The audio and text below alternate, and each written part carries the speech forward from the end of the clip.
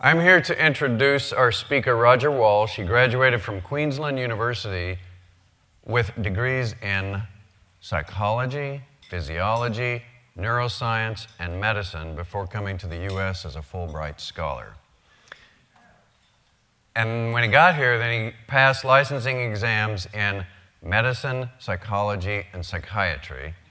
And he's currently professor of psychiatry, philosophy, and anthropology at UC Irvine. So I was talking with my girlfriend last night about this, and she says, "Is this guy like really smart or something?" I said, "Well, take a look." His research interests include topics such as exceptional psychological well-being and maturity, virtues such as love and wisdom, and practices to foster them such as psychotherapy, meditation, and yoga.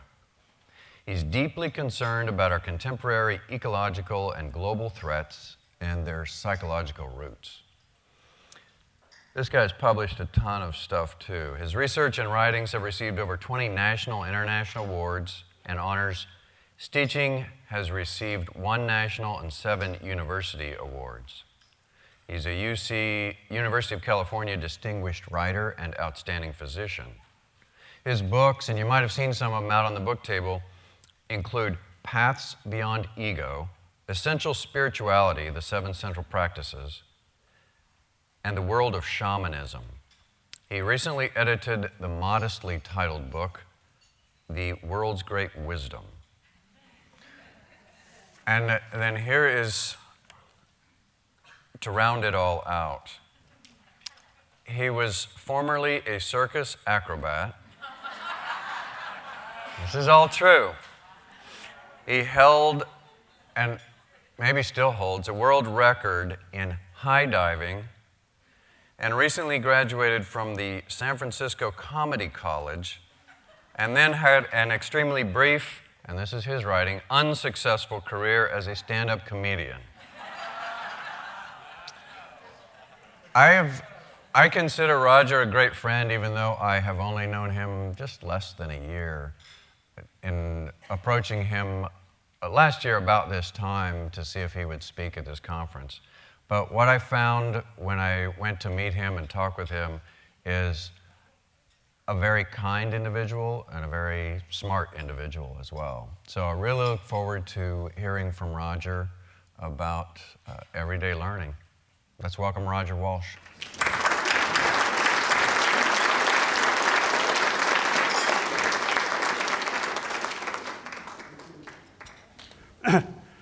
Thank you very much, Daniel. Well, after that great introduction, I can hardly wait to hear what I'm going to say. But I know what I first want to say. I first want to say thank you very much to Daniel and all the people who put on this conference. It's just an enormous amount of work, and it's a real gift to all of us, so thank you very much. And the other thing I want to say is I want to talk about learning. All of us are committed to continuous education, but it gets really interesting when we start asking, well, what kind of education and what for? And what are we interested in? Are we interested in, for example, acquiring facts or developing wisdom? And why are we doing it? And of course, the superficial answer is we do our continuing education to get our continuing education credits and keep our licenses. But if that's the only reason we do it, it's not very interesting, and it's not a deeply satisfying activity.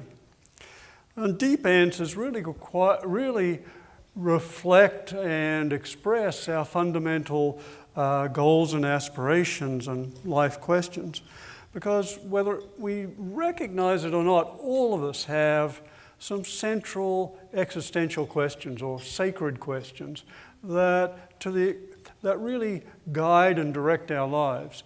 And the depths of our lives reflect the extent to which we reflect on and investigate these fundamental questions. So questions such as, how can I be a more effective therapist?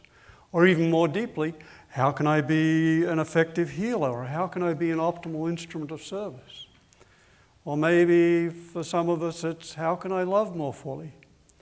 Or how can I live as fully as possible?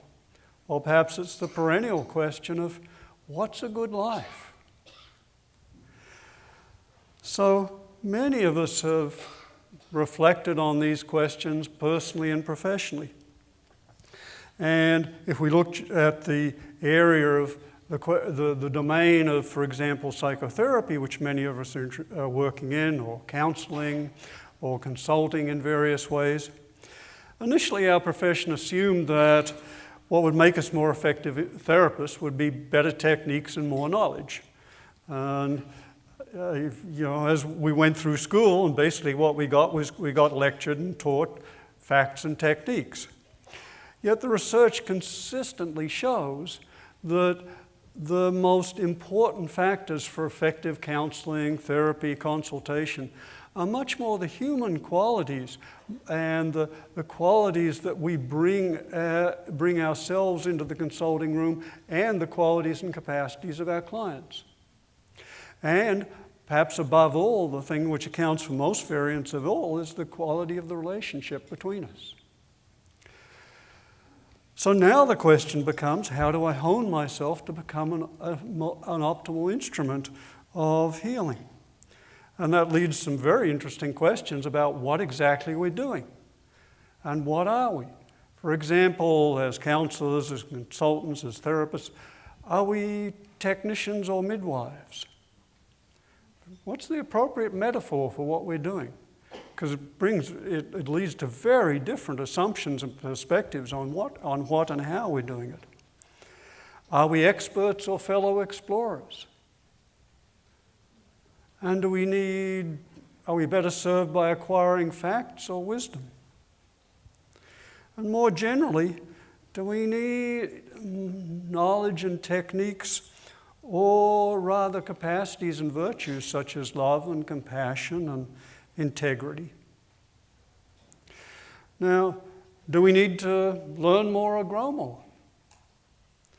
Now, obviously, at a fundamental level, the answer is both. But our educational systems are geared more towards knowledge and techniques than they are towards the cultivation of the qualities and capacities within us and between us, which data now shows are really what it makes for most effective healers and consultants and helpers. So this raises a further question. If it's maturity we're after and well-being, then what does it mean to mature?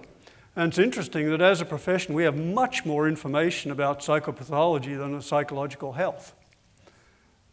Much more. And this is a beginning and burgeoning domain of positive psychology. But so an interesting question is, well, what are the dimensions of maturation? Well, here's one map put out by a simple map, a simple division of clean up, grow up, and wake up. And clean up is healing old traumas and conditions and compulsions and neuroses. And traditionally, we call this, we do this in psychotherapy, we think of catharsis, we think of whatever our particular model way of looking at this. Traditionally it was called purification in the contemplative traditions. And we know that well. That's most of what psychotherapy focuses on. But then it gets really interesting because there's also grow up. And to my mind, the most exciting finding in the last 50 years of Western psychology is the discovery that what we thought of normality is not the ceiling of human development. And that psychological growth can continue through recognizable stages from adulthood on. And that we now think of growth proceeding through three major stages, sometimes four: pre-conventional, conventional, and post-conventional. So we mature into our conventional worldview, our conventional mores and understanding and ethics, etc. But there are further stages available: post-conventional morality, post-formal operational cognition, and on and on and on. So it is possible for all of us to grow up beyond what we thought of as the former ceiling of possibilities. Now, as the saying goes, you're only young once, but you can be immature forever. So, cleaning up, growing up, which has been recognized by contemplative traditions for a long time, and is now being mapped much more precisely, or in some ways than the contemplative traditions, by adult developmental psychologists. And then thirdly, waking up. And this is something that's only come into our culture in the last few decades with the advent of contemplative practices, the influx of meditation, yoga, the revival of Western contemplative practices, Christian contemplation, Sufi, Islamic Sufi zikr, etc., etc., etc. But this is the recognition that we have available to us a wide variety of states of consciousness, some of which have capacities and that are not available to us in our usual state. Now, the best known of these is the state of mindfulness, which has an enormous amount of research available on it. And when people cultivate a state of consciousness with significant mindfulness, they see more clearly, more precisely, more quickly, their perception is clearer, and there are a whole slew of psychological benefits. So, and that's only one example. There are many other states, culminating in some of the more dramatic possibilities that have been explored for millennia in various contemplative practices, enlightenment, liberation, satori, fana, etc. Possibilities which we're now beginning to make sense of in Western psychology. So we have these three possibilities, three domains, three dimensions we can grow in. And we have now we have this unique possibility of actually doing this, because Western psychology and contemplative practices are almost, in some ways, are almost mirror images. Western psychotherapies have focused primarily on reducing psychopathology and have mapped psychopathologies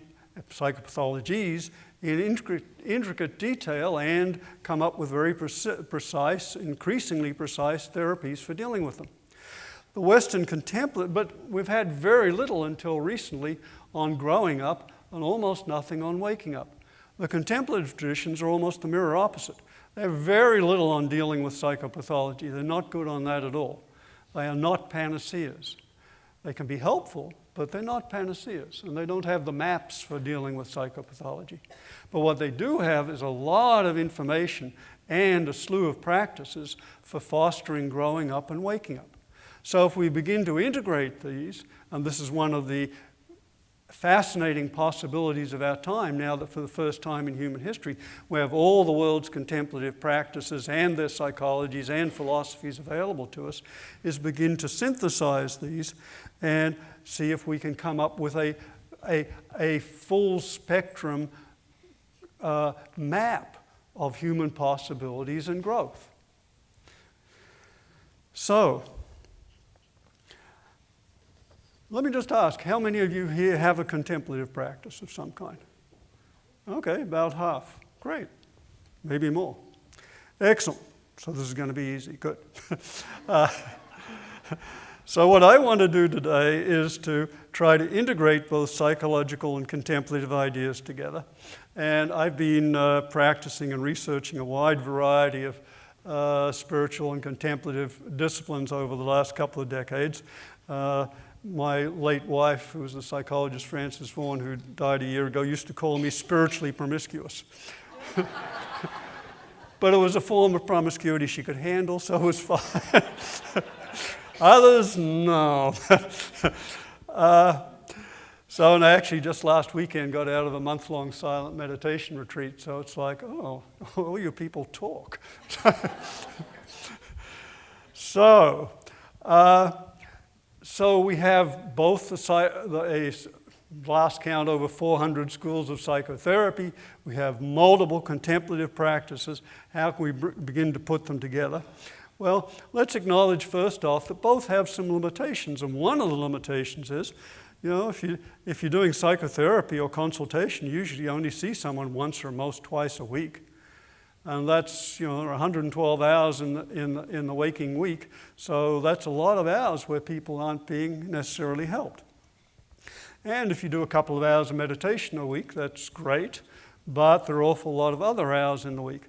So this leaves us with a couple of problems.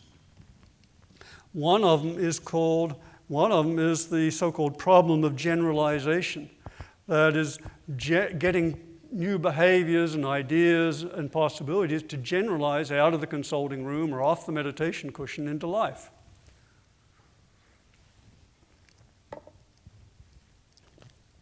So for optimal benefits, we need to make learning more continuous. And for that, in psychotherapy, we give homework assignments, and in contemplative practices, we try to make the practices as continuous as possible. That is, the idea is not to be just mindful and sitting on a cushion, but to bring that into life. And that's a challenging practice, as all of you probably know. But this aim of continuity is one that's been widely recognized for millennia in the contemplative traditions. It's talked about as, for example, every moment Zen or transforming life into a continuous yoga. The general idea is that to really grow as fully and optimally as possible, we need to find a way to bring our practice into our daily activities as fully as possible. The analogy is boiling water. If you put a kettle on the stove and take it off every minute, it takes an awful long time to boil, but if you leave it on and it's continually heated, then it boils relatively quickly. So advanced contemplative practices really aim for continuity. And when I say they really aim for it, they really aim for it. When I got deeply into these contemplative practices quite some time ago, and the day after I got tenure, I applied for 2 years leave of absence to disappear and headed off to Asia to disappear into a monastery to practice. And I practiced in Burma, which at that time was the kind of mecca of mindfulness. And one of the questions they would ask us in each interview, did you fall asleep and wake up on an in-breath or an out-breath? So, only once did I ever answer that question. And if you want to know how continuous can really get, let me tell you about a story that the Dalai Lama told to a group of us at the International Transpersonal Association conference some years ago. He said, I'd like to tell you about our Tibetan practice of dream yoga. And what we do is we teach our monks and nuns to be aware while they're dreaming. I thought, oh yeah, lucid dreaming, I know that, yeah, no big deal. And then he said, once they can do that, then we teach them to be aware between their dreams. So now they watch themselves fall asleep, they watch themselves in non-dream sleep, they watch themselves have a dream, go back into clear awareness, another dream, etc. Then they watch themselves wake up. Now, okay, this is a different league. And then he said, once they do that, then we teach them to be aware that this is also a mind creation. So now they're continuously aware 24 hours a day, and they're aware it's all a great dream. So, okay. And then he said, and then once you can do that, it's not too hard to watch yourself die and be reborn. So, what do I know? I mean, he's supposedly done this 17 times. I mean, I haven't... I'm totally out of my depth, but that's the kind of really advanced continuity that these contemplatives aim for, a continuous awareness throughout day and night. And the farther reaches of these practices are quite amazing. It turns out that just what we can train ourselves to do, our own mental capacities, we have way underestimated our own psychological capacities and potentials. So, continuity is a key to really profound cleaning up and deep growing up and waking up.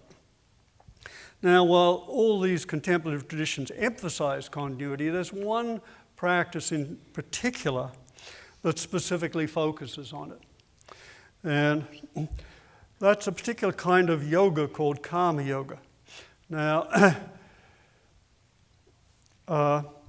there are various kinds of yoga. We tend to think of yoga as the body postures, but that's what's called hatha yoga, and that's only really one kind of yoga. There are a variety of them.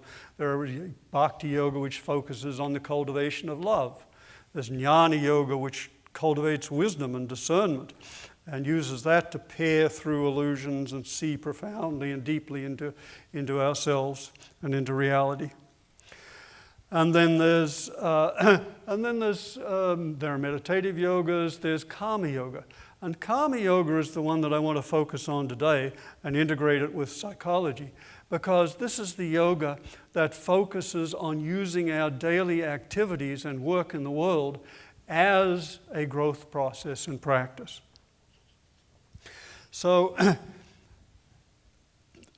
But before we do that, we should look at actually what are meditation and yoga.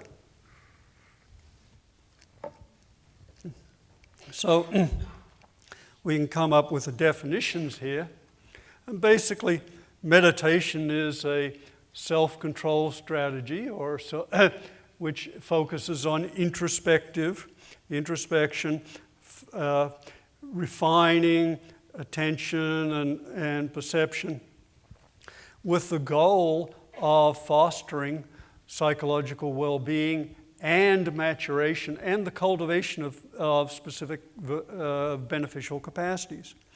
And yoga is a more general term. It includes meditation, but also it's kind of the first integrative psychotherapy. It includes everything from lifestyle to diet to study to relationship with a teacher, etc. It's really a way of life. Okay, so we're going to zero in on karma yoga and see if we can take its lessons and meld them with our psychological understanding and create out of that a practice for us that every one of us can use to use our therapy, our work, our relationships, our lives as a continuous learning process. So classically, there's a classic understanding of karma yoga that I'm just going to give you, because classically these yogas and meditations come out of religious traditions. But one of the things that's happened is they've been introduced to the West, at least the Eastern ones, and to some extent the Western ones too, is that they've been stripped of their cultural trappings and secularized in useful ways, and it's very clear they can be very useful in their without their traditional context. So traditionally, karma yoga was classically described as having three elements.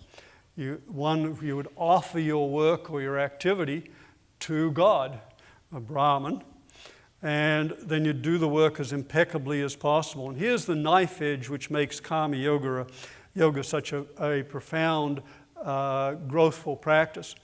You commit yourself to doing your work as impeccably as possible and simultaneously let go attachment to the outcome. So it's that two-edged sword. And that's tricky when you're working for a very idealistic goal. You're really wanting to help a client or you support this person in this emergency. It's really hard for all of us not to get attached to the outcome. And yet, as soon as we do, we're emotionally involved, we're less effective, it's our agenda, it's about us, etc. So our effectiveness, these traditions would say, is a function of how skillfully we're able to do these two things simultaneously. Really hold to our goal, our aspiration, our ideal, and simultaneously let go our attachment to how it turns out. So, now, this is the classic breakdown, but I found it very helpful to expand this and divide karma yoga into 10 steps. And what I want to do now is walk us through those steps, giving you the framework so you can have this, you'll understand the whole practice, and at the same time suggest you might want to do it in the moment here. Do each step in the moment here. Now, but it's doing these practices which transforms any activity into a continuous learning process that's multidimensional and multi-level. And I think that'll become apparent as we go through these 10 steps. So let's start with the first step, but I need to warn you, this is a very advanced practice. Almost everyone will have great trouble with this. So it's not easy, but it's very important. Stop. Before doing any major activity, undertaking something new, stop. We're used to running from one activity to another, and if we're going to transform our activities into learning, we need to take a moment, it can be just very brief, at the beginning of any activity, to just maybe take a couple of breaths, relax, let go, reflect on what we want to do, and then do it. So, for example, a great exercise to do is when you get in your car, before you turn the car on, just take 3 breaths. Now, I guarantee it won't be long before one of those times, about breath number 2, this thought will arise, I don't have time for this. Okay, so if you're really in a hurry, you don't have time for 3 breaths, take 6. You need them. Okay, so stop. Just take a moment, get some. So let me just suggest now, take a moment, relax, take a breath. Oh yes, breathe. Feels good. So now we're all here. Okay, second step. Offer the activity. One of the goals of these kind of practices is to do them for a purpose larger than oneself. So traditionally one offered the activity to God, but you can, if you wish, it's really valuable to offer the activity to the service, for example. If you're just taking a breath before your patient comes in, take a breath, okay, may this be for the benefit of this patient and for my learning so that I can be a more effective therapist in the future. So now it becomes something about more than just me. So the general principle is we're offering our activity to some transpersonal goal or context, something trans-egoic, and thereby reducing egocentricity and fostering larger perspectives. So, third step, set an intention. Really good general principle. There's a company I've heard of in New York, I haven't looked them up, called Start With Why. Why are we doing this?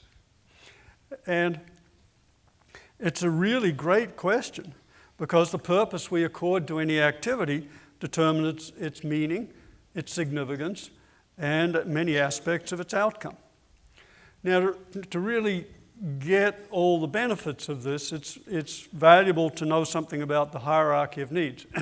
Maslow's hierarchy of needs doesn't have a lot of empirical support, but it keeps coming back and being revived and just has some very valuable principles within it. So a couple of important things to know. One is on that hierarchy of needs, you remember survival needs, physiological needs, security, belongingness, what's after belongingness, self-esteem, self-actualization. Okay, and then there are a couple we can add to that, but that'll do for now. General principle, if you choose a lower order motive, such as egocentric gratification or money or something, that's probably all you'll get. But if you choose a higher order motive, such as self-actualization, or what we'll probably want to stack on top of self-actualization later is selfless service, if you choose a higher order motive, such as self-actualization, and towards the end of his life, Maslow added self-transcendence to that hierarchy, then you usually also satisfy the lower order motives. I mean, you don't get to self-actualize if you starve. So, you have to handle the lower order motives to satisfy the higher order motives, but if you focus on the lower order motives, on the higher order motives, those usually encompass the lower order ones. And the more often we choose the higher order ones, the more satisfying and powerful they become, and the more they become the center of the so-called dominant motives of our lives. Now, what's really interesting is the same activity, exactly the same activity, can be done from any level on that hierarchy of needs. And one of the classic stories, which some of you heard, but we can take it a little further than the usual story is, of this village in a valley hearing these very curious sounds floating across the hills from a neighboring village. And even the village elders hadn't heard anything like this before. And after some days, they finally got one of the young men and sent him to climb the mountains and into the next valley and see what was going on. As he got to the top of the mountain, the young man could see a line of people working with big stones. And when he finally got close enough, he asked the first one, "Well, what are you doing?" He said, "Oh, I'm killing time till I get off." And the second one, "What are you doing?" "Well, I'm earning a living." Okay. Third person, still not really clear what's going on. Third person, what are you doing here? And third person said, "Well, I'm using my art. I'm a sculptor. I'm carving these stones, and this is my art. This is what gives me satisfaction and fulfillment." Okay. The next person, "Oh, I'm working on this statue as part of this, and I'm building this church." And the next person, "Well, I'm building this church for our family, our community, my children. It'll be here for my children, their children. I'm doing this as a gift to all the future generations in our village." And finally, coming up to the last person in line, an old woman, and asking, "Well, what are you doing here?" A woman burst into laughter and said, "Me doing? This ego dissolved long ago. Life just flows through and creates this beautiful work." Now, the interesting thing is everyone's doing the same activity. But everyone's doing it from a totally different motive and getting a very different level of satisfaction and fostering and strengthening different motives in the process. So that's what's one of the beauties of these kind of practices, that we can choose our motive, and the higher order motives encompass all the lower ones. Okay? The person who's building a cathedral for future generations is also earning a wage and also supporting their family. So, same action, very different motives. Now, just for fun and for inspiration, let's take a look at, well, what are the highest motives that human beings have identified? And from some years surveying both psychology and contemplative practices, it seems like there are 4 practices of higher post-conventional motives. The first, a la Maslow, is self-actualization. That is, there's deep satisfaction in cultivating our capacities and skills and living as fully as we can. But Maslow, towards the end of his life, added the motive of self-transcendence, the recognition that all of us, initially in very subtle ways, are pulled to grow beyond our current identity, to a transpersonal identity, an acknowledgement of our interconnection and even unity with our larger community and potentially all life, or even in the great culminating experience of the contemplative experience is the unity experience of identity with the entire cosmos. And out of higher levels of self-actualization and self-transcendence flows another motive, the third in the list of four, selfless service. Because what is increasingly becoming, what has been said for millennia in the contemplative traditions, and I love it when contemporary research catches up with millennia-old wisdom, and now what's coming out of a lot of research is that it is deeply satisfying to contribute and serve to others. There's, for example, the acronym of Helpers High. People get high when they can contribute and help to others. So, selfless service. Now, we need to differentiate this. There's a lot of talk about selfless service, but most of that is really superegoic compulsion. And we need to differentiate superegoic compulsion from transegoic compassion. They're very different motives.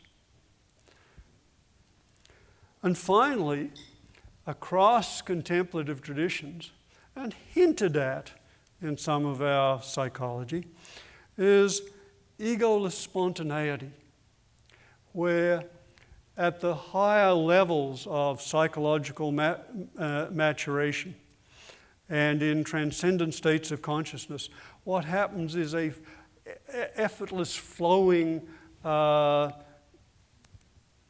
life and behavior.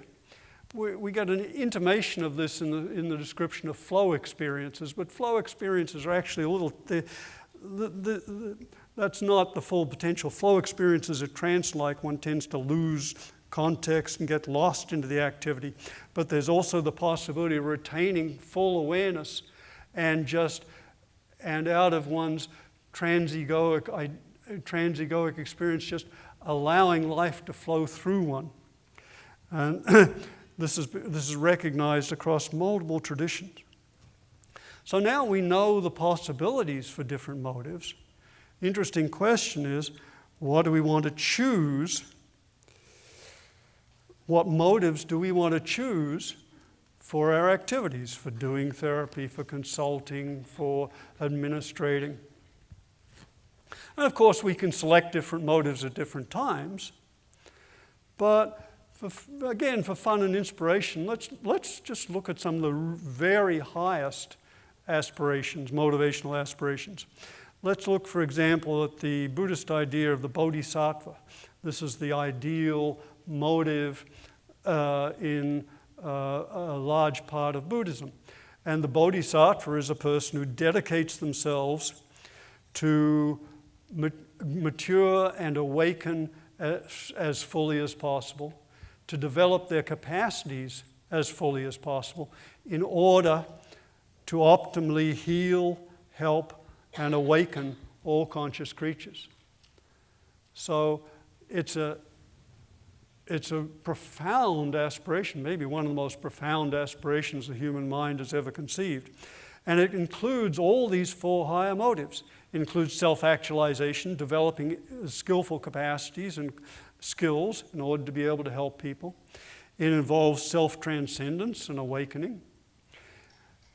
And it finds expression in selfless service of everyone, not as sacrifice, but as a joyful, spontaneous expression of the recognition of who one is and who the person you're serving is. Okay, so that's motivation. I should mention an important qualifier here, and that is talking of service and contribution can get to sound very heavy. But as we'll discover, there's a huge difference between a wise understanding of service doesn't see it as self-sacrifice, but rather as enlightened self-interest. So an important thing, and here my wife was my great teacher on this, while you're doing all these things, it's okay to have a good time. In fact, you'll be much more effective if you do have a good time. Okay, so we've got first, stopping before any activity. Second, turning it, offering it to a larger context. Third, setting intention. Fourth is impeccability. That is, when we have our intention, when we do our activity, trying to do it as impeccably as possible. Now, impeccability can sound like a heavy word. We're all human. We will screw up. That's one of the few things I can guarantee. But so we're not asking for anything superhuman here. We're simply trying to do our work as well as we can. And impeccability has two dimensions, an inner and an outer dimension. The outer dimension is we try to do what we can as skillfully as possible to help or to serve or to build a cathedral or whatever. And the inner is we look at our motivation and we try to make sure we're doing it for not so much egocentric motives, but more for altruistic motives. Now, of course, as with so many things, one's level of insight determines how one understands and acts out impeccability. For example, let's look at ethics. Suppose we're trying to, in a difficult situation, we're trying to be as ethical as possible. Well, ethics is understood very differently at different stages of growing up. At the pre-conventional stage, it's all about egocentricity. What's in it for me? That's the defining characteristic. At the conventional level, it's what are the social rules? What's a good person? What's a bad person do? You know, what's a good boy look like, etc., etc. But at the post-conventional level, ethics is much more about functionality. It's like, okay, what really helps in this situation? Okay, we have this is the standard rule or moral, but is that really what's most helpful? So it's an individual reflective approach to ethics. Looking for oneself, seeing oneself. It's similar to the individuative, reflective phase of faith development. But then something beyond that, and that's the contemplative stage. And when you have done a contemplative practice, then even if you haven't, this is something all of us can do. Contemplation just makes it a little clearer and deeper. But when we're involved in an activity of any time, we're trying to be ethical. If we turn our attention inward at that time and notice our motivation, we learn some things very quickly. For example, when we're tempted to be unethical, at those moments we find within us motives such as greed and jealousy and emotions such as anger or fear, or and if we act those out, we reinforce them. Now that's the bad news. The good news is that if we turn attention inward when we move to act ethically, we find emotions such as joy and love and compassion. We find motives such as generosity and altruism. And if we act those out, we reinforce them.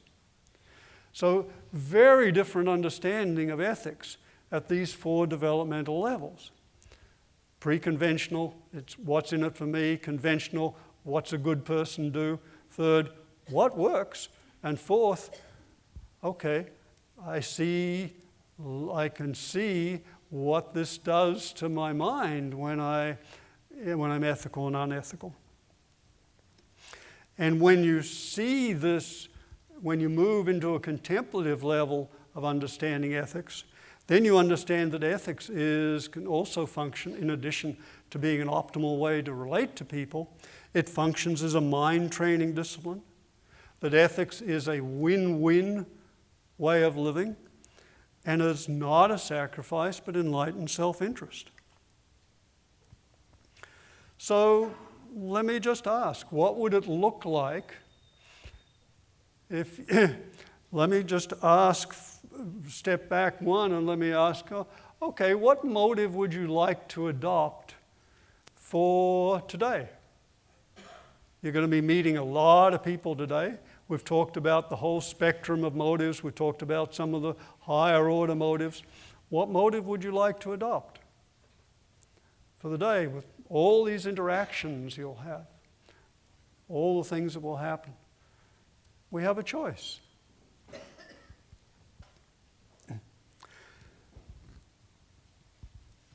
And now let me ask you to reflect on the question, what would your day look like if you lived that motive out as fully and as impeccably as you reasonably can?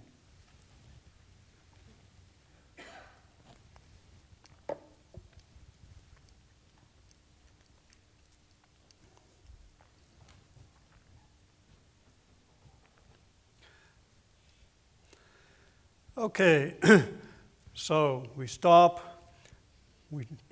we offer the activity, we set an intention, we try to do it as fully and impeccably as we can. Now we bring something else to our activity. Mindfulness, awareness. Remember, we learn when we're aware.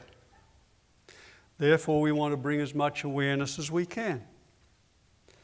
And so let me just suggest you just take a moment now, and really just settle in and be as aware as you can in this moment.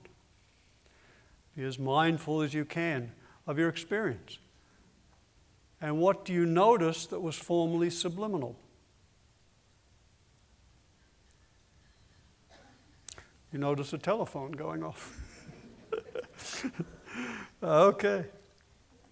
So mindfulness, there's an enormous amount of research on this now, of course. When I did a Google search, scholar search when I was preparing this talk, and got 430,000 references for mindfulness. Many of you will know Jack Cornfield, who's probably one of the best-known meditation teachers in the country. He was giving a talk at a psychotherapy conference recently. He teaches mindfulness all around the world. He came back and said, the amount of mindfulness at this therapy conference was nauseating.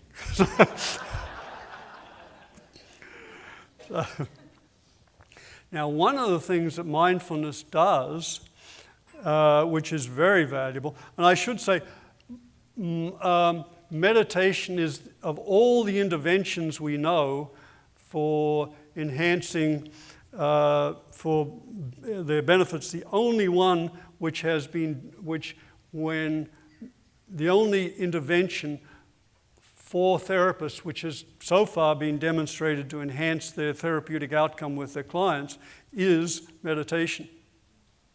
We'll go more into the benefits in a while, but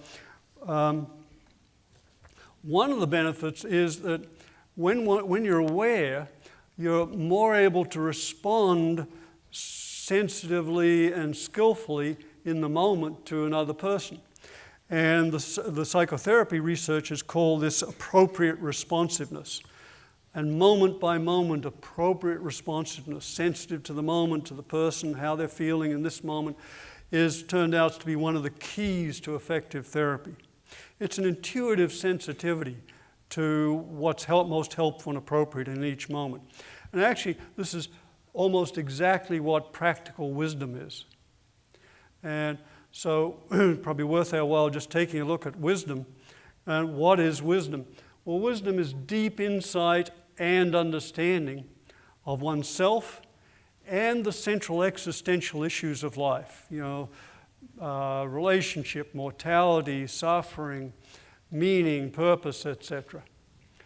Plus skill in responding to these issues effectively and benevolently. Okay? And practical wisdom is skillful, benevolent responsiveness to these existential issues of life. Okay? So mindfulness has many benefits, and one of them is it just enhances learning in the moment and skillful responsiveness to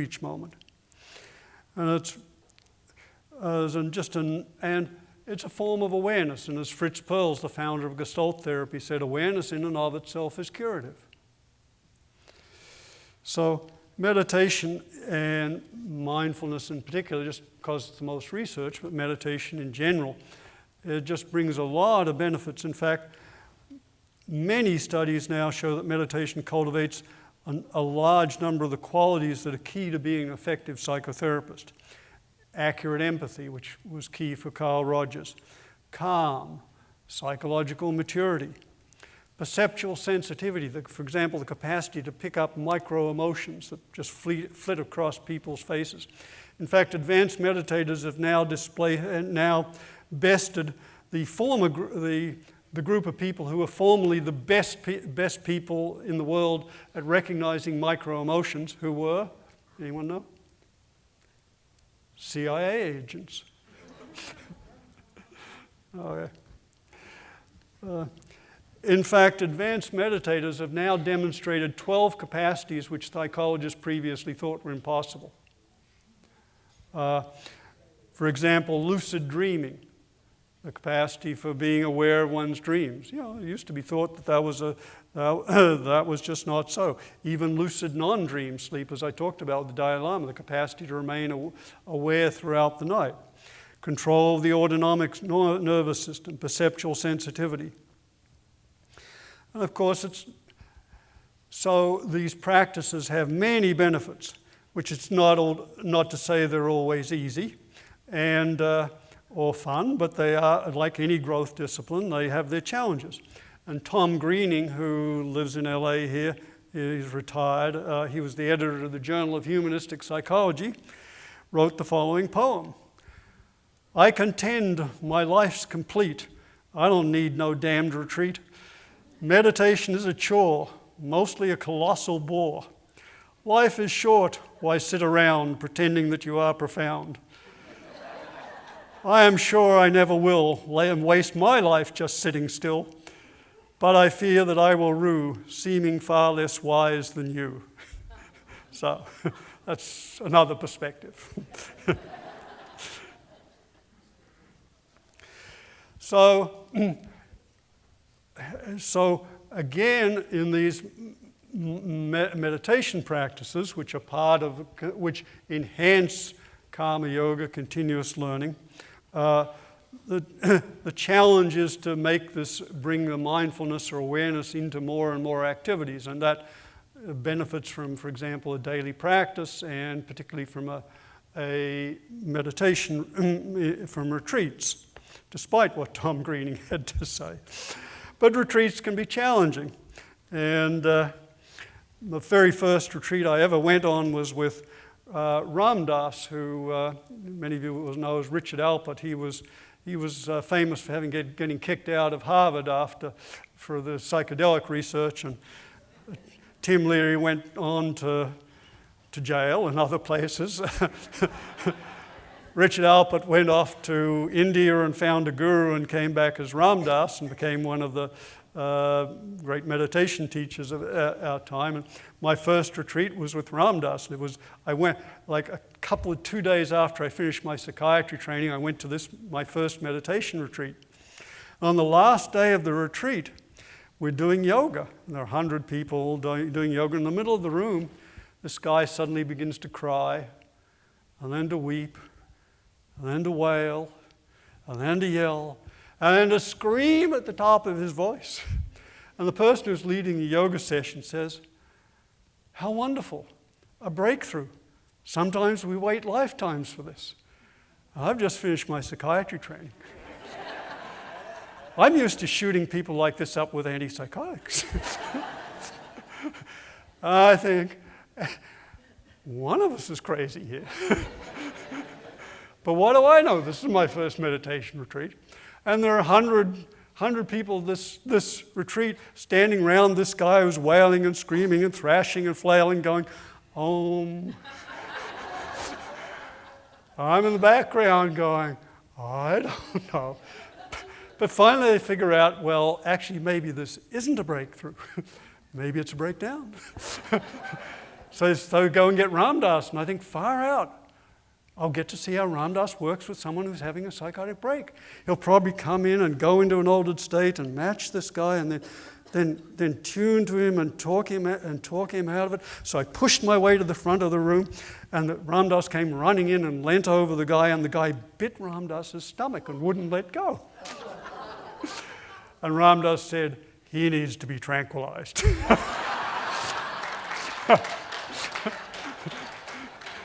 So I shot him up with tranquilizers, and Ram Dass and I became friends.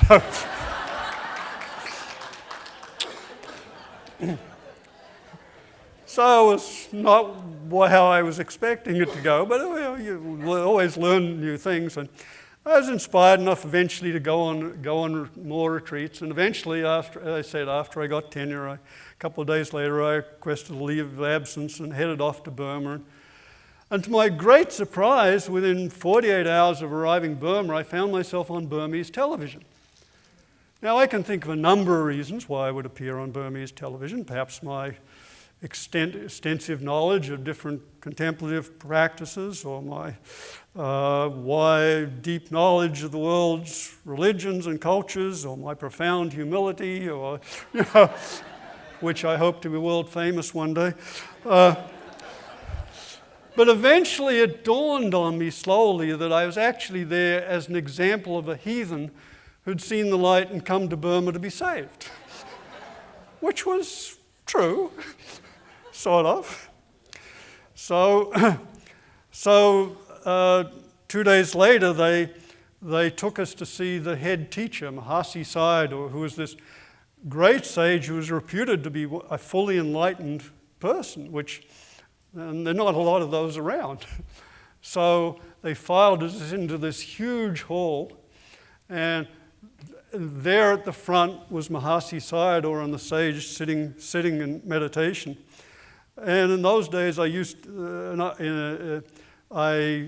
could list off the 10 characteristics of a fully enlightened person in classic Buddhist psychology, so I ran through them, and one of them was that they because their minds are so still, they don't move. They're able to just sit completely still. And I have to say, this guy was really impressive. I mean, he really didn't move a muscle. So I was impressed. And then after a little while, they announced that actually they're going to move us to another room, and so they filed us up by the front of the stage in front of Mahasi Sayadaw, and as I got closer, I realized I'd been admiring a statue.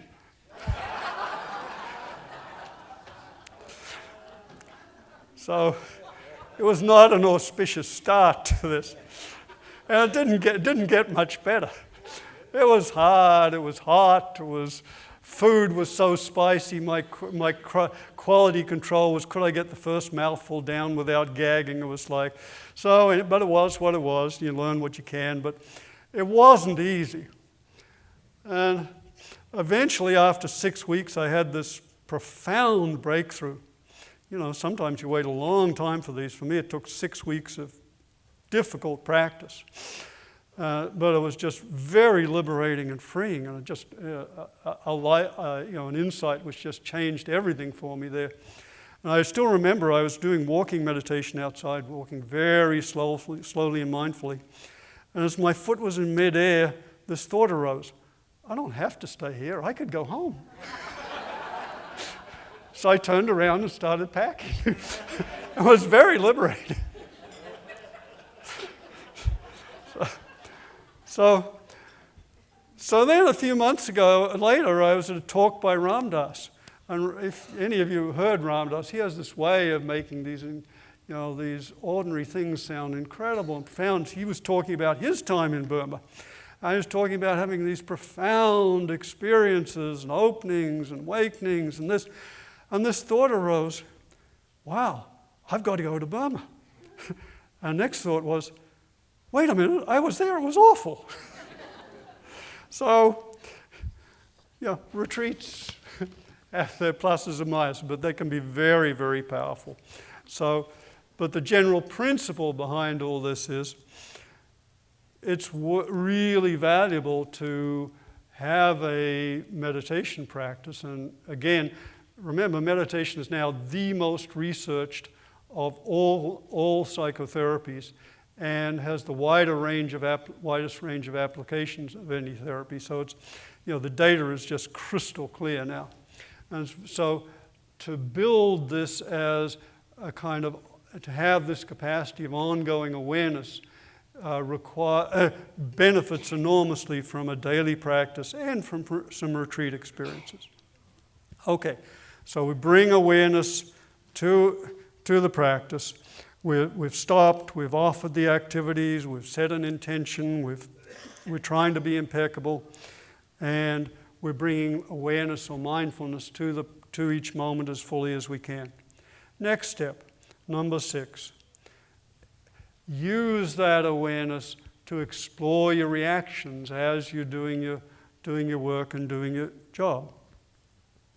And we bring awareness inevitably as we do whatever we're doing, whether it's psychotherapy, consulting, running an organization. We're going to have reactions. And we learn when we bring our awareness to those reactions.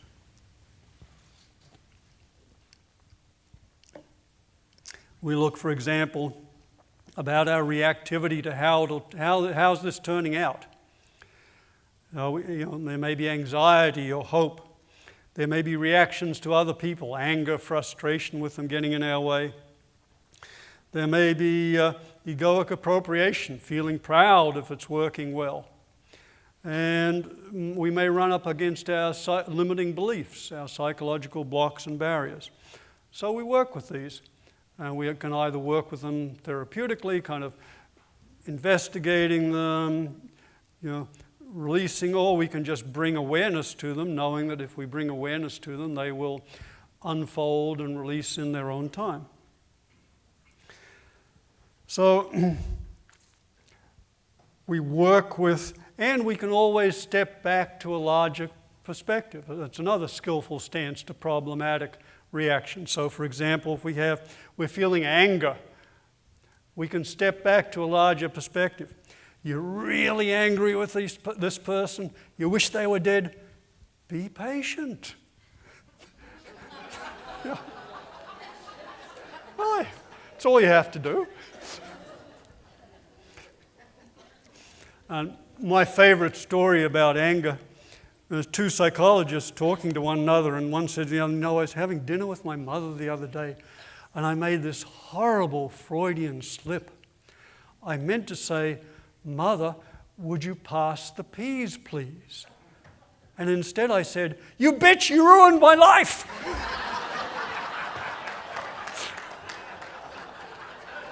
Yeah. Oh.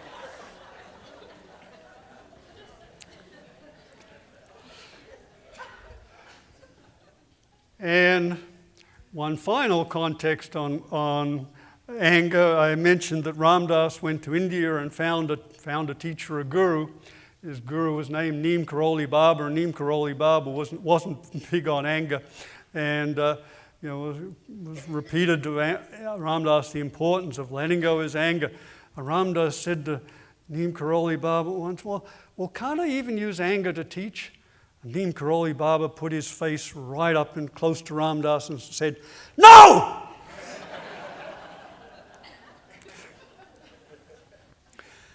Now,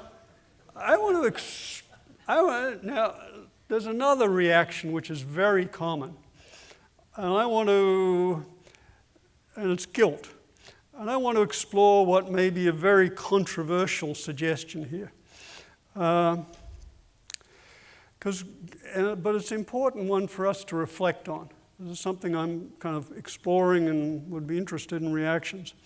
Guilt is clearly one of the great emotional traps for us. As it said, guilt is the gift which keeps on giving. It's painful and often destructive.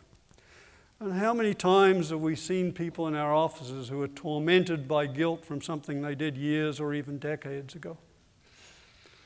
And almost all of us, including most therapists, believe that guilt is necessary and functional at some level. Now, I want to raise a potentially controversial suggestion. As far as I can see, for mature adults, guilt is neither necessary nor helpful. Now, to clarify this, we need to take a look at what guilt is. Now, surprisingly, I've asked a lot of therapists. Most therapists can't come up with a good definition of guilt or differentiate it from regret. I want to suggest that guilt is regret plus self-attack. It's not just, I made a mistake. It's, I made a mistake and I'm bad and I deserve to suffer.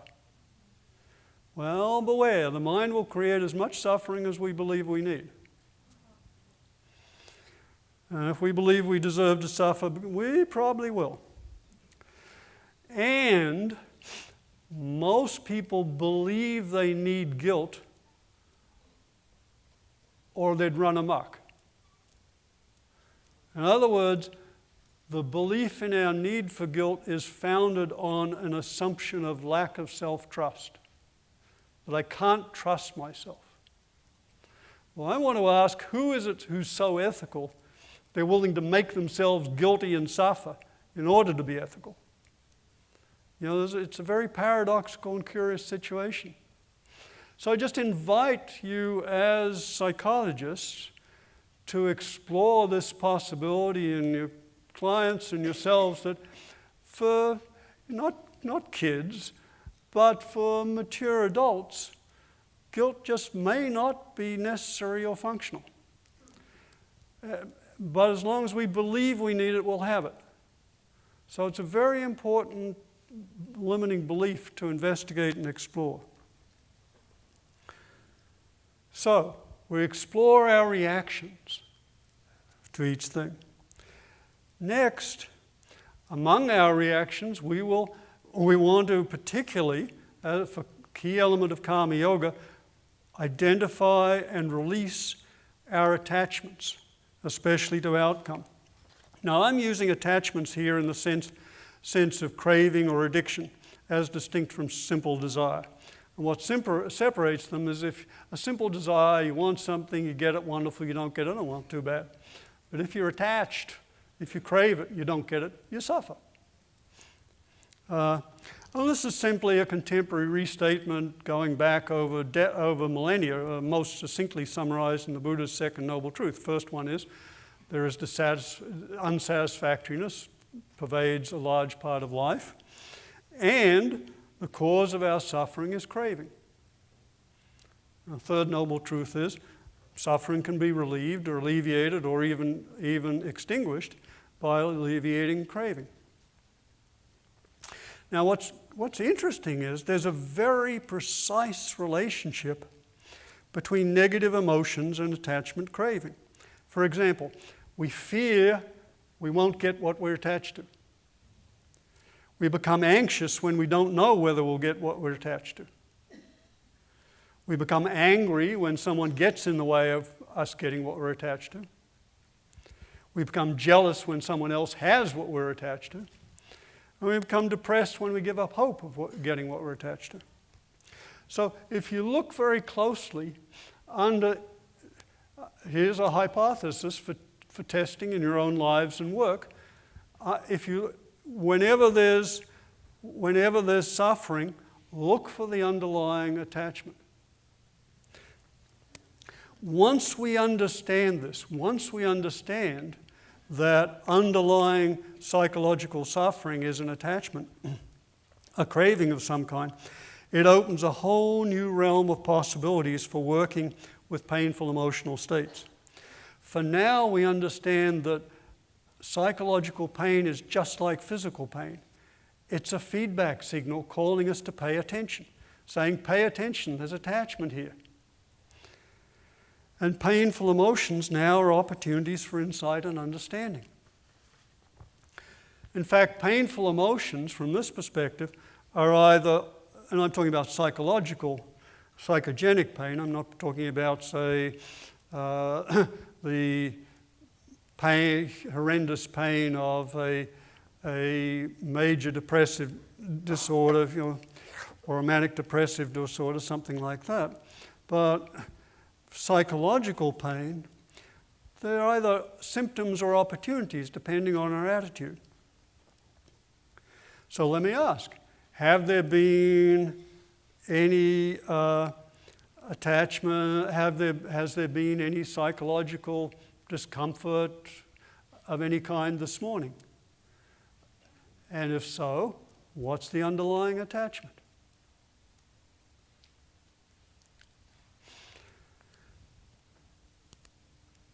And with Karma Yoga, this transforming of our activities into continuous learning, we particularly focus on one particular kind of attachment. That's attachment to how our activities turn out.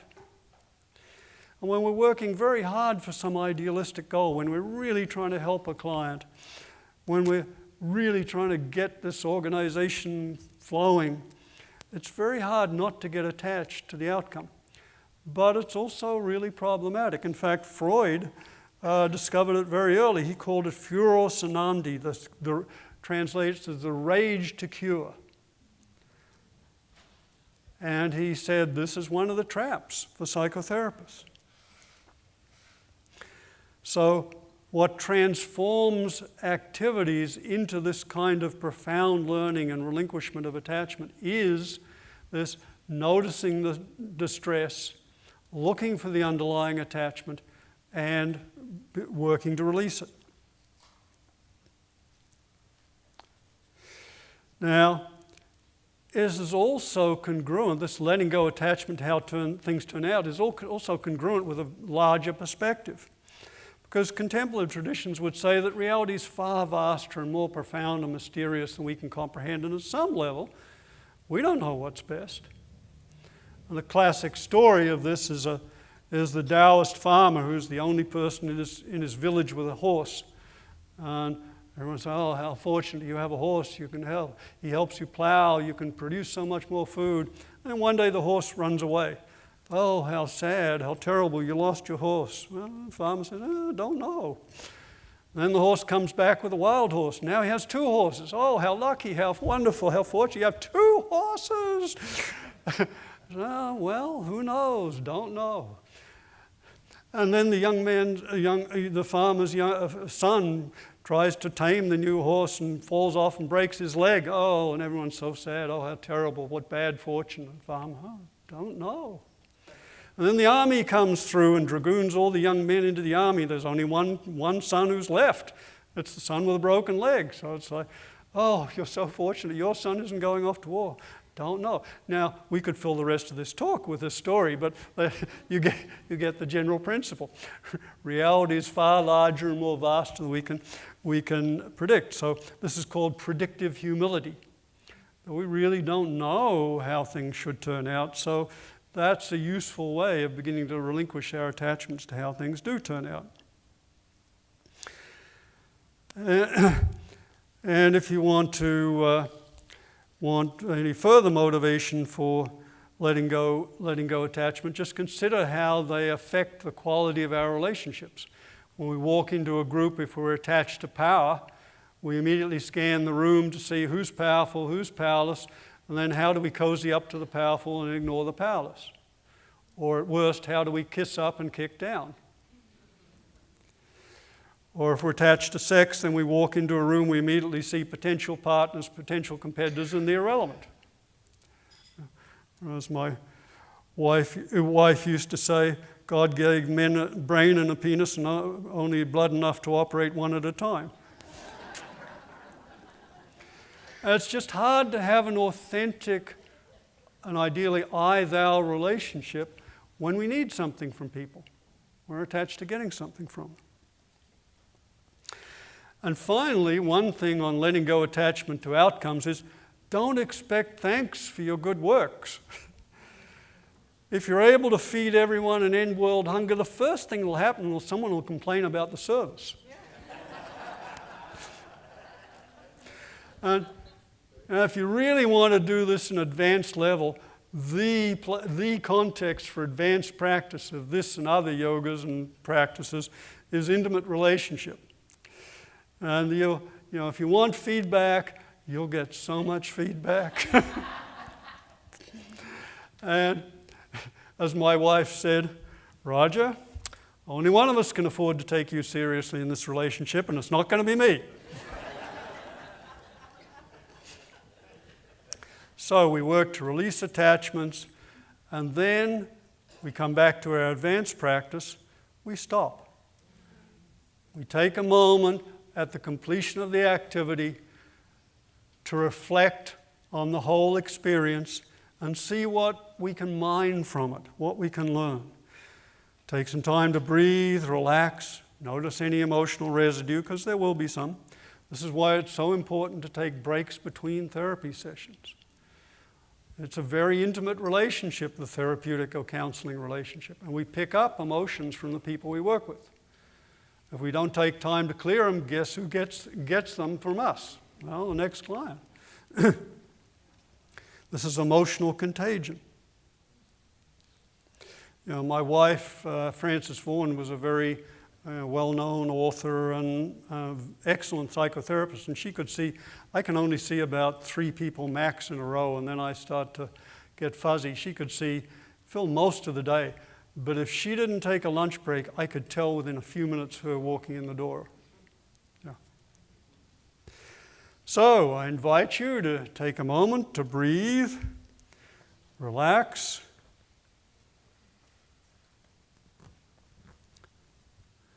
be present, and then reflect and learn.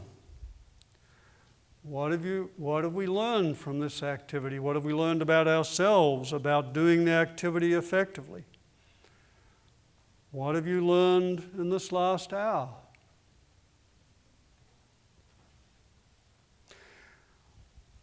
What will you do differently as a result of what you've taught yourself in this hour? Is there something that comes to mind that you'll do differently?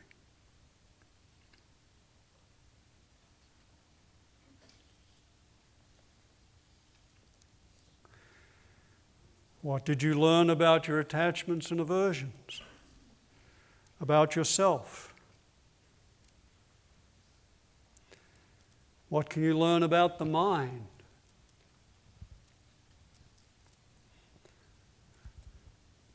For example, when I stop and reflect after doing something, I often notice I've gotten far more caught up with it than I wanted. I've just gone on automatic pilot, and when I do that, my field of attention narrows. I lose the larger context. I get caught up. I have less sensitivity to other people and less empathy. So that's one of my repetitive learnings. And how effectively did we do the activity? Well, and in psychotherapy, it's increasingly clear that there can be enormous range of effectiveness between therapists, between so-called super shrinks and pseudo shrinks. Those highly effective therapists have a more than 50% greater success rate and a more than 50% less dropout rate. And what accounts for the difference? Well, several things. I draw on the research of Scott Miller and Barry Duncan here. First, a commitment to learning. The good therapists really have a commitment to learning. Second thing they do is they investigate their risk failures. When something doesn't work, those are the cases they pay most attention to and dive into and look for consultations and ideas. Third thing is objective measurement of their outcomes. And the fourth is deliberate practice of their skills. Now note the objective measurement of outcomes. Now, really important, because as psychologists, we suffer from a terrible flaw. We're also human beings. And as human beings, we have very rose-colored glasses about ourselves and our psychotherapeutic outcomes. In one study, psychotherapists were asked to evaluate their own effectiveness and rank themselves compared to their peers. Anyone like to take a guess as to where the average therapists rank themselves?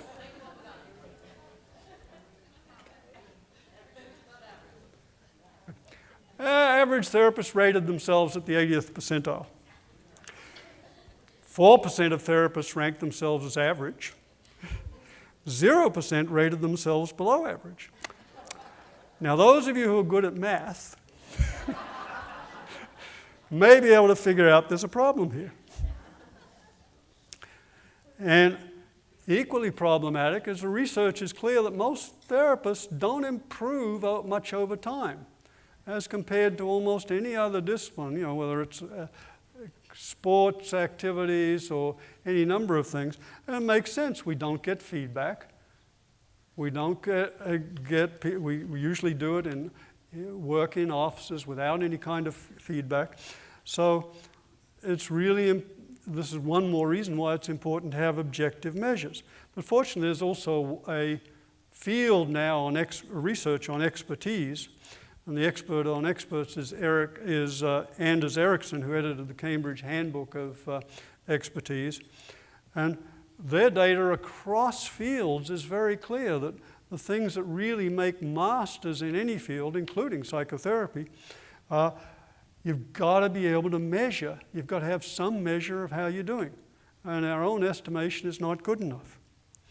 We need to reflect on our outcomes and really pay close attention. We need a mentor and getting critical feedback. It's interesting. For excellence, positive feedback, that was wonderful, you did great, is almost useless. I mean, it's very nice, it feels wonderful, but we don't improve as a result of. What we improve from is critical feedback saying, well, that was okay, but you really need to focus in on here. You missed this and you missed that, and that could have been done differently. So that's what helps, and that's what improves.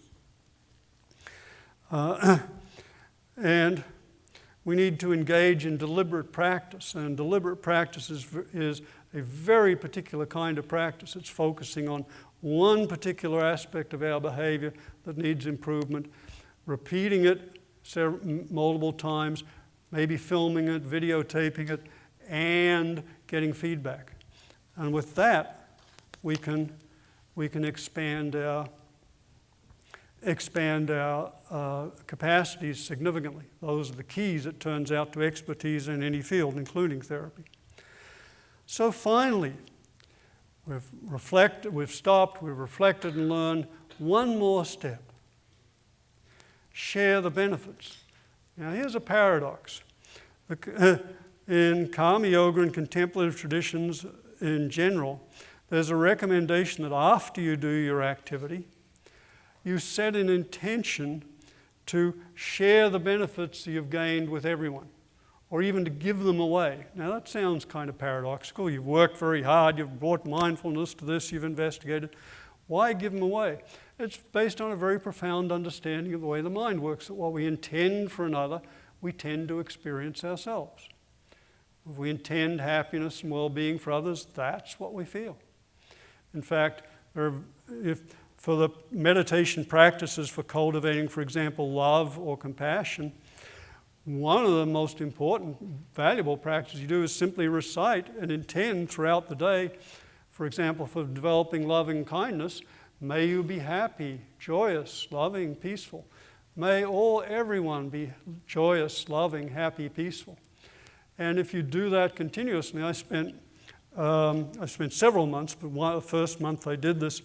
The goal is to do it from the moment you wake up to the moment you fall asleep, just wishing good and happiness and well-being to everyone as fully as you can.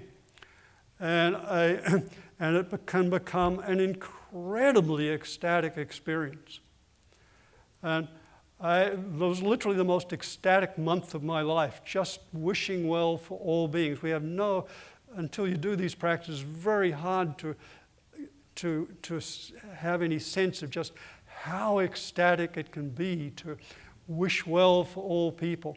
Because to do that, of course, what you intend for others, you experience yourselves. So, and I was in a room, a little cell in which I could reach out and touch the walls. And I had the most ecstatic month of my life in there. The only way I can give a sense of the power and ecstasy of these practices when they're brought to fruition is if you took your best orgasm you'd ever had, multiplied, intensified it by about 3, 4, or 5, and imagined it going through the whole waking day. That's a sense of what's possible. I mean, it's really astounding how powerful these practices can be and how intense. And likewise with compassion. same type of joyous delight in thinking of wanting to relieve the suffering of others.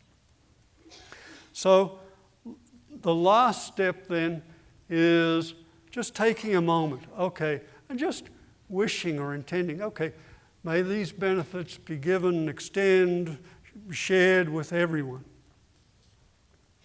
Okay. And finally, remembering that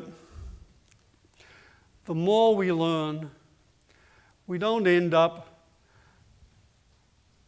understanding everything. Actually, the paradox of really profound learning is the more we open and more profoundly we learn, the more we open into mystery. And the recognition that learning is endless and always ends in mystery. In fact, part of post-conventional maturity is an opening to mystery. It comes online at a post-conventional stage.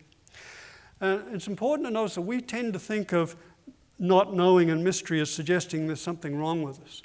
It's actually a sign of existential maturity. My wife had a neat little summary of development throughout lifespan. She talked of moving from childhood magic to mastery, to meaning, to mystery. And certainly this was the conclusion of two of the greatest scientists who ever lived. From Albert Einstein, the most beautiful experience we can have is the mysterious, is the fundamental emotion which stands as the cradle of true art and true science. Whoever does not know it and can no longer wonder, no longer marvel, is as good as dead, and their eyes are dimmed. Possibly we shall know a little more than we do now, but the real nature of things, that we shall never know. Never. And the other, Isaac Newton. I love this quote so much I can recite it from memory. At the end of his life, I said, I do not know how I may appear to others, but as to myself, I seem to have been only as a small boy playing by the seashore, ever now and then finding a brighter pebble or a prettier shell, while all around me the great ocean of truth lay undiscovered. And a story about not knowing, one of my favorite stories, a rabbi in a village in Russia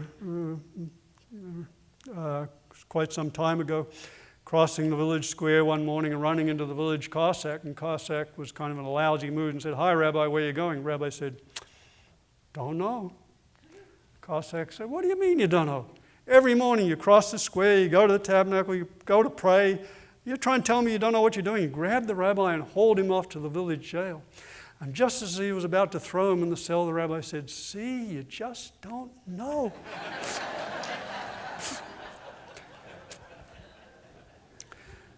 Deep learning brings us to mystery. So, here's our summary of the 10 steps. We stop before beginning any major activity. We offer that activity. We set an intention. We try to be impeccable, to bring mindfulness, awareness to our experience. We explore our reactions, release attachments, and then we stop again at the completion of the activity. We reflect and learn, and then we share the benefits. So what I'd like to do now is just switch from me talking to just invite you to do a guided meditation in which you apply these. And if you would like to do this, I'll just guide you through. Well, I'll invite you to think of an activity that you do, maybe one which is challenging, one which it might be very helpful to bring these steps and transform this into an optimal learning experience for yourself. You've probably thought of a situation already.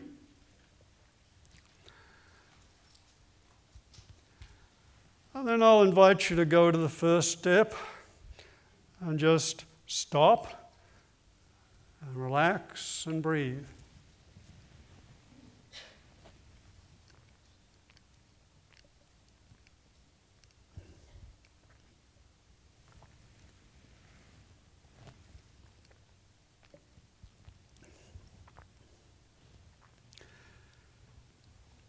Now see yourself about to begin your activity.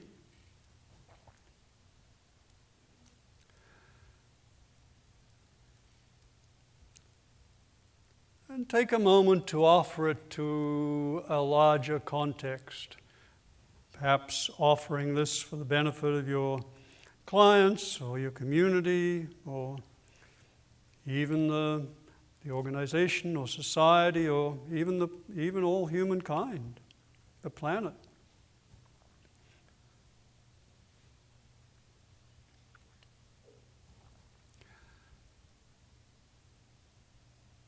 And ask yourself what intention you'd like to set for this activity.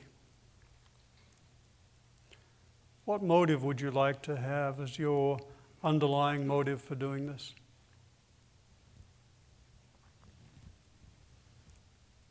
Good.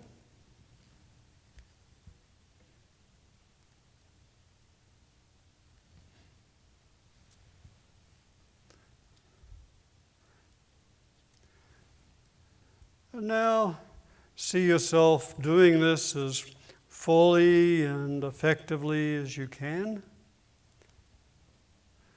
Trying to be impeccable, knowing we all screw up, but trying to be impeccable.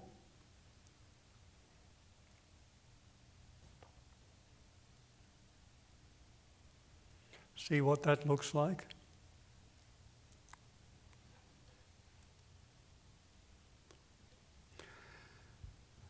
And bring as much awareness as you can to the activity. Just drop now into another level of sensitivity, of mindfulness, of awareness.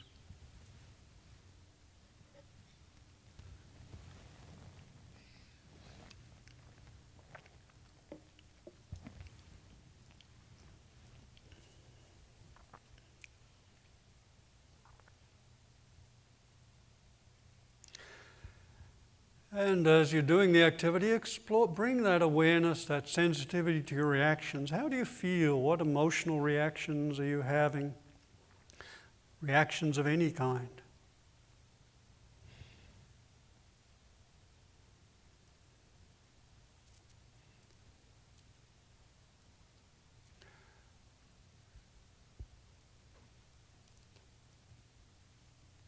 And if you notice any painful responses, any difficult emotions, anger, anxiety, whatever, look and see what's the attachment underlying those. What are you attached to having?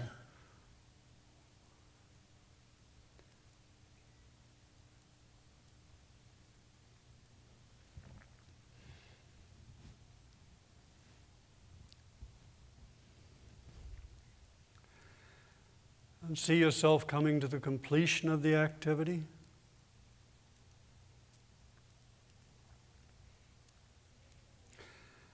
And stop. At the end of the activity, just stop, take a few breaths.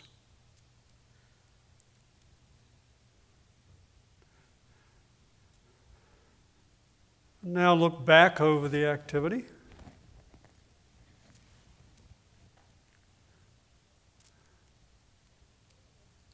And reflect and learn. What can you learn?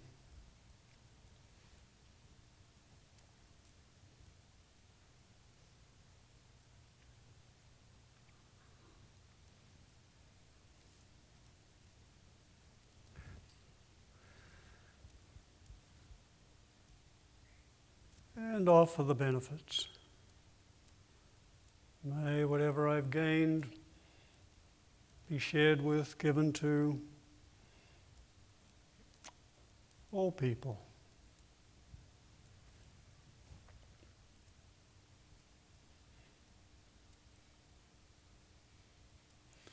Okay, when you're ready, open your eyes and turn to a person next to you and just share maybe one insight, maybe two you had from that reflection, that meditation.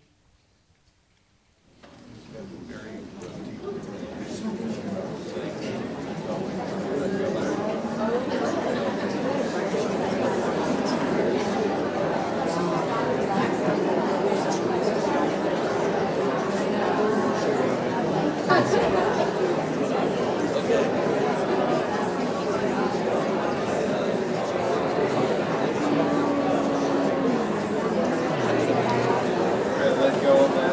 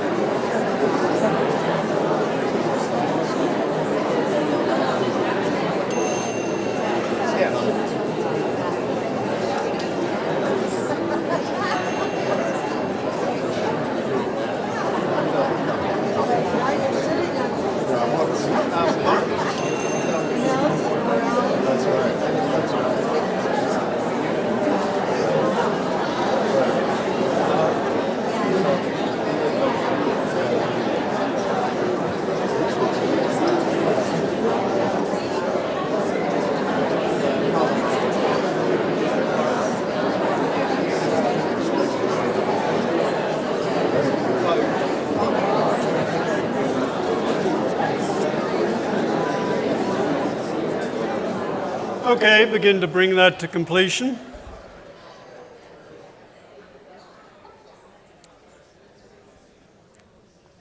Great. Sounds like there were a lot of insights. Okay, I just want to complete by bringing this to a larger context.